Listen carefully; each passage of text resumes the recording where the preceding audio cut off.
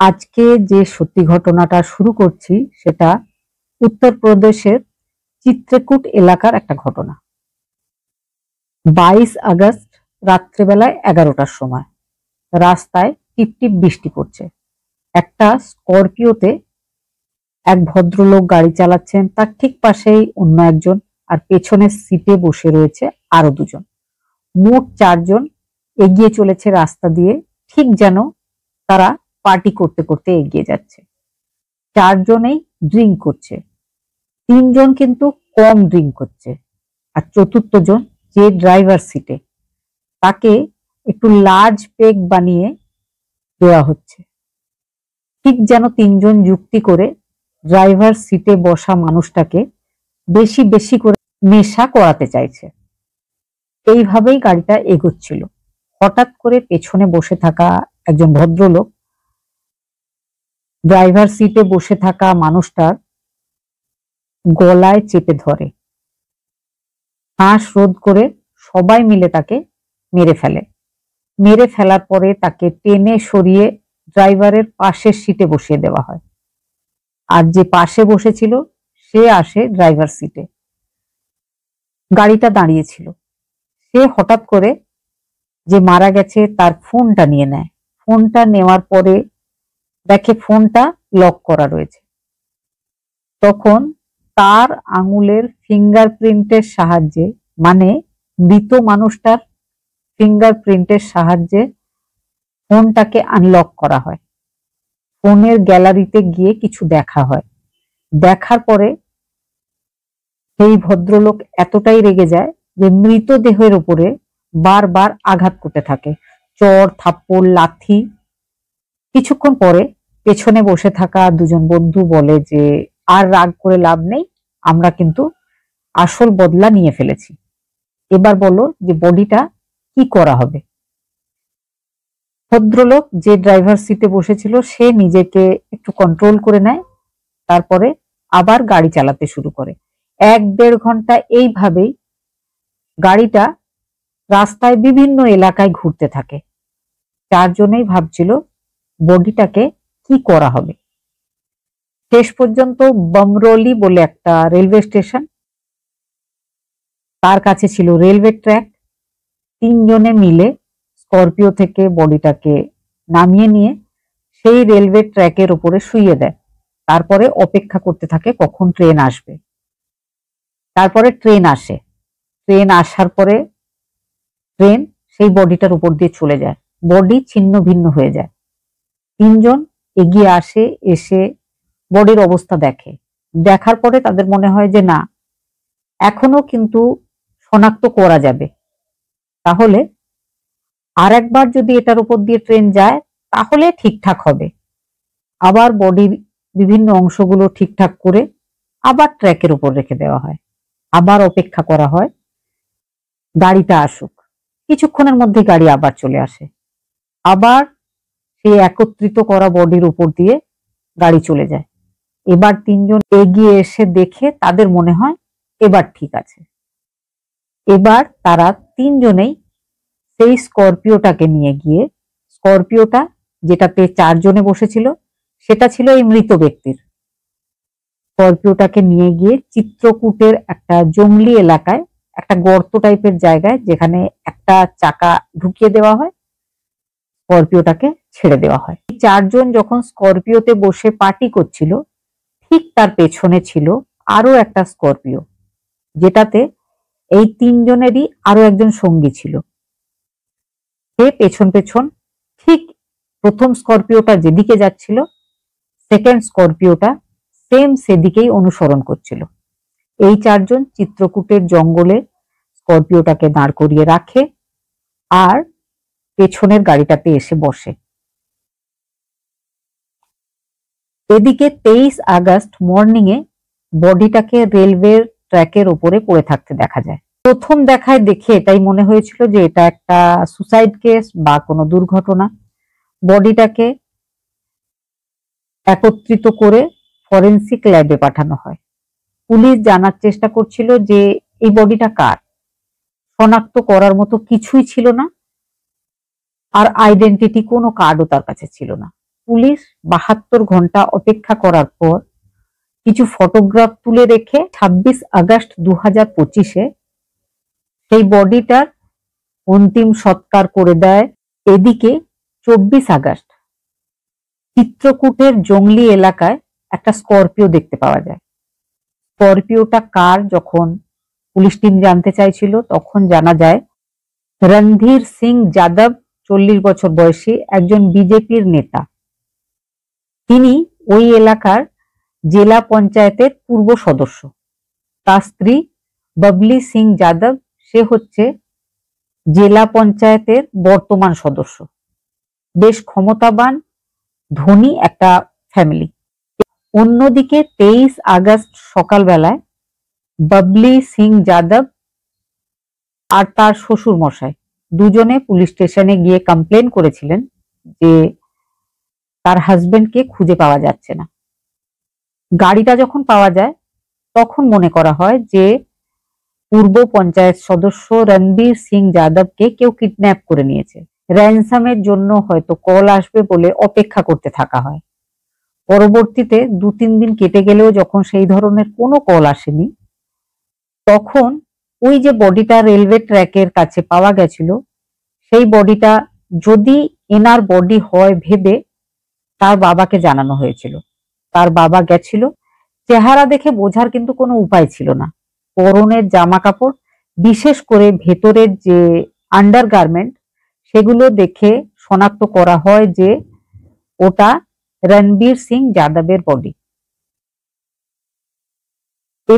এবার প্রশ্ন, রণবীর সিং যাদবের সাথে এই ঘটনা কে ঘটিয়েছে? রণবীর সিং যাদবের স্ত্রী বাবলি যাদব, যিনি জেলা পঞ্চায়েতের সদস্য, তিনি থানায় গিয়ে একটা এফআইআর করেছিলেন। তাতে তিনি জানিয়েছিলেন যে তার হাজবেন্ডের সাথে এই ধরনের ঘটনা যারা ঘটিয়েছে, আসলে তার সন্দেহ উদয় যাদব নামে একজন ভদ্রলোক, তার উপরে। এবার বলি উদয় যাদবটা কে। উদয় যাদবকে আশেপাশের লোকজন ডক্টর উদয় যাদব বলেই জানে। সে হচ্ছে একজন কম্পাউন্ডার, কিন্তু স্থানীয় বিভিন্ন লোকজনের সে চিকিৎসা করে থাকে, ঠিক ডাক্তারের মতোই। তার ওষুধে লোকজনের খুব কাজও হয়। যেহেতু একটু গ্রাম্য ছোট টাইপের এলাকা, তো কম্পাউন্ডারকেই ডাক্তার বলেই সবাই জানে, সম্মান দেয়। তো সবাই তাকে ডাক্তার সাহাব বলেই ডাকে। তো সেই ভদ্রলোক যে মারা গেছে, রণধীর সিং, তার খুব প্রিয় বন্ধু। 10-15 বছরের থেকেও বেশি আয়ু তাদের বন্ধুত্বের। তো রণধীর সিং যাদব একজন স্পেশাল লোক, একজন ক্ষমতাবান, একজন নেতা মানুষ। ওনার সোশ্যাল মিডিয়ার দিকটা দেখাশোনা করে এই ডক্টর উদয় যাদব, যে তার প্রিয় বন্ধু। এবার পুলিশ সিসিটিভি ফুটেজ গুলো চেক করে। সিসিটিভি ফুটেজে পুলিশ যেদিন সকালবেলায় বডিটা পাওয়া গেছিল রেলওয়ে ট্র্যাকে, তার আগের দিন রাত্রেবেলায় ওই গাড়িটা কোথায় কোথায় গেছিল সেটা দেখার চেষ্টা করছিল। ফোনের লাস্ট লোকেশন থেকেও পুলিশ বুঝতে পারে যে গাড়িটা প্রয়াগরাজ থেকে কৌশাম্বী যাওয়ার রাস্তায় বেশ কিছু কিলোমিটার এগিয়েছিল।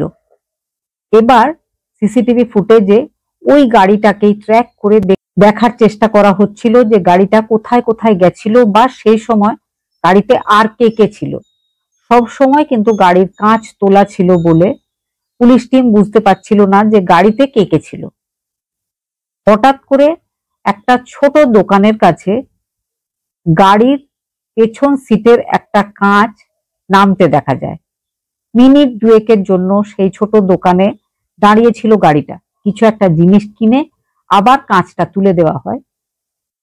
পুলিশ কিন্তু জুম করে বুঝতে পারে যে ওই ভদ্রলোক যে কাঁচ নামিয়ে কিছু একটা জিনিস কিনেছে, সে ছিল রাম সিং, পিডব্লিউডির একজন কর্মচারী, যে ওই উদয় সিং বা ওই রণধীর সিং যাদব দুজনেরই বন্ধু একজন।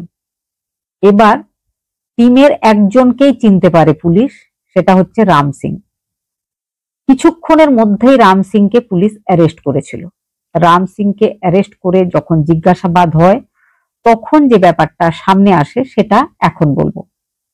রাম সিং বলে ঘটনার দিন, মানে 22 আগস্ট 2025, তারা 4 জন একটা স্করপিও গাড়িতে বেরিয়েছিল, পার্টি করার উদ্দেশ্যে নয়, রণধীর সিং যাদবকে মেরে ফেলার উদ্দেশ্যে। এই প্ল্যানিংটা তারা প্রায় 1 মাস আগে থেকেই করছিল। কিন্তু কেন এই প্ল্যানিং করছিল সেই ব্যাপারটা জানার জন্য আরো কিছুটা পিছিয়ে যেতে হয়। রণধীর সিং এর সাথে উদয় যাদবের বন্ধুত্ব বহু বছরের পুরনো, আগেই বলেছি। রণধীর সিং এর উদয় যাদবের বাড়িতে অবাধ যাতায়াত, প্রত্যেক দিনই তিনি তার বাড়িতে যান। গত 3-4 বছর ধরে রণধীর সিং যে বিজেপির নেতা, তার সাথে তার বন্ধু, যাকে সবাই ডাক্তার বলে, তার স্ত্রী অঞ্জলি যাদবের একটা বিবাহ বহির্ভূত সম্পর্ক। এই ব্যাপারটায় কিন্তু তার হাজবেন্ড কিছু জানে না। 20 জুন 2025-এ ডক্টর উদয় যাদব ঠিক করে যে নৈনিতালে ট্যুর করতে যাবে। ফ্যামিলি ট্যুর হলে খুব ভালো হয়। তিনি, নিজের 8 বছরের ছেলে আর তার স্ত্রী 3 জন ট্যুরে যাবে বলে ঠিক হয়। ভদ্রলোকের স্ত্রী অঞ্জলি তাকে বলে যে তোমার বন্ধু রণধীরকেও ডেকে নাও, খুব ভালো হয় সেও যদি যায়। ইদানিং কিছুদিন ধরে উদয় যাদব লোকজনের মুখে শুনছিলেন যে তার স্ত্রীর সাথে তার প্রিয় বন্ধুর নাকি একটা বিবাহ বহির্ভূত সম্পর্ক আছে। তিনি একদম বিশ্বাস করছিলেন না। তার মনে হচ্ছিল লোকজন তো কারোর ভালো দেখতে চায় না, সবকিছুতেই লোকজন খারাপ কথাই বলে। সেই জন্য হয়তো তারা নিজের মনে করে রণধীর সিংকে, লোকজন হয়তো খারাপ বলছে। সেই জন্য তিনি জানতে চাইছিলেন যে ঘটনাটা সত্যি না সত্যি নয়। স্ত্রীর কথা মতো তিনি রণধীরকে বলেন যে রণধীর, আমরা নৈনিতাল বেড়াতে যাচ্ছি, তো তুমি, তোমার ফ্যামিলি, তোমার স্ত্রী, তুমি, তোমার বাচ্চা, সবাই চলো আমরা একসাথে ঘুরতে যাই। রণধীর বলে, আরে আমি তো যেতাম, আমার স্ত্রী এখন বাপের বাড়ি গেছে, তাহলে আমার যাওয়া হবে না। যদি তোমরা বলো তাহলে একাই তোমাদের সাথে যেতে পারি, কোনো অসুবিধা হবে না, আমার কাছে গাড়ি আছে, আমি আমার স্করপিওতে, তুমি চলো আর তোমার ফ্যামিলি চলুক। ইচ্ছা করে কিন্তু রণধীর এটা করেছিল। রণধীর চাইছিল উদয়ের স্ত্রীর অঞ্জলির সাথে কোথাও একটা বেড়াতে যেতে। তো যাই হোক, 20 জুন তারা বেড়াতে চলে যায়। বেড়াতে যাওয়ার পরে যেখানে তারা স্টে করবে সেই হোটেলের কাছে গিয়ে তারা যখন 2টো রুম নেবে ভাবছিল, সেই সময় কিন্তু উদয়ের স্ত্রী অঞ্জলি আবারও বলে যে আমরা তো একই ফ্যামিলির মতো, একটা বড় রুম নিলেই হবে, যাতে 2টো বেড থাকবে, তাহলেই কোনো অসুবিধা হবে না। তখনও কিন্তু উদয় সন্দেহ ছিল মনে, কিন্তু সে কিচ্ছু বলেনি। সে স্ত্রীর কথা মতো সেটাই করেছে, একটা বড় রুম ভাড়া নিয়েছে, যাতে একটা বেড ছিল এক্সট্রা। তো তারা সেই রুমে থেকেছে। এবার যখন তারা বিভিন্ন জায়গায় ঘুরছে, রণধীরের কিন্তু মনে হয়েছে যে তার স্ত্রীর সাথে কিছু না কিছু একটা ব্যাপার অঞ্জলির রয়েছে। কারণ অঞ্জলি সব সময় রণধীরকে খুব সাপোর্ট করে, রণধীরের সঙ্গে গল্প করে। তো সে আসল ব্যাপারটা কি এটা জানার জন্য একদিন নিজের স্ত্রীকে আর নিজের প্রিয় বন্ধুকে বলে যে আমার একটা খুব জরুরি কাজ আছে এখানে, আমি 1-1.5 ঘন্টার মধ্যে চলে আসব, তোমরা একটু বাইরে ঘোরাঘুরি করো, আমি কিছুক্ষণের মধ্যেই আসছি। এই কথা বলে বাইরে চলে গেছিল। উদয়ের স্ত্রী অঞ্জলি নিজের বাচ্চাকে বলে যে বাইরে অনেক বাচ্চারা খেলছে হোটেলের নিচে, তুমি সেখানে যাও, গিয়ে তুমি খেলা করো। বাচ্চা 8 বছর বয়স, আগেই বলেছি, মা বলছে খেলতে যেতে, সে খেলতে চলে গেছে। উদয় যাদবের স্ত্রী সুযোগ খুঁজছিল একা রণধীরের সাথে সময় কাটানোর। সেই সময়টা সে পেয়ে যায়। সে জানতো তার হাজবেন্ড এখন আসবে না, 1-1.5 ঘন্টা পরে আসবে। এখন সে আর তার হাজবেন্ডের বন্ধু রণধীর রুমে একাই রয়েছে, আর উদয় কোথাও যায়নি। একটু পরেই সে যখন তার বাচ্চাকে দেখেছে বাইরে খেলতে, সে চলে আসে, সে উপরে রুমেও চলে যায়। রুমে যাওয়ার পরে মিডিয়া যেটা বলছে যে তাদের দুজনকে সে ঘনিষ্ঠ অবস্থায় বা আপত্তিজনক অবস্থায় দেখেছিল। নিজেকে সে সামলাতে পারছিল না, কিন্তু কন্ট্রোল করার পর কিচ্ছু বলেনি। তারা নিজেদের গাড়িতেই গেছিল, নিজেদের গাড়িতেই আবার ফিরে আসার কথা বলে। আর তার ভালো লাগছে না, এবার ঘোরা হয়ে গেছে, এবারে বাড়ি যেতে হবে। তারা বাড়ি চলে আসে। সে নিজের স্ত্রীকে সেই দিনই বিকেল বেলায় নিজের স্ত্রীর যে বাপের বাড়ি সেখানে নিয়ে যায়। সে নিজের শাশুড়ির কাছে সমস্ত কথা বলে, বলার পরে বলে যে আজ থেকে আপনার মেয়ে আপনার কাছেই থাক, আমি আর আপনার মেয়েকে নিজের কাছে রাখবো না। সে কিন্তু নিজের বন্ধুকে তখনও কিচ্ছু বুঝতে দেয়নি। এসে যায় 2 জুন 2025। প্রচন্ড ঝগড়া হয় স্বামী স্ত্রীর মধ্যে। স্বামী নিজের স্ত্রীকে মারধরও করে। 11 জুলাই সন্দেহজনক অবস্থায় অঞ্জলি, উদয় যাদবের স্ত্রী, মারা যায়। আশেপাশের কাউকে জানানো হয় না। কাউকে না জানিয়ে ক্ষমতাবান মানুষজন তারা অন্তিম সৎকার করে দেয়। কিছু কিছু লোক বলে যে হাজবেন্ডের সঙ্গে খালি ঝগড়াঝাটি হচ্ছিল, অশান্তি হচ্ছিল বলে অঞ্জলি যাদব আত্মহত্যা করেছে। কিছু কিছু মানুষ বলে যে তাকে জোর করে বিষ খাইয়ে দেওয়া হয়েছে, এইভাবে সে শেষ হয়ে গেছে। আসল যে কি ব্যাপার ছিল সেটা কেউ জানে না।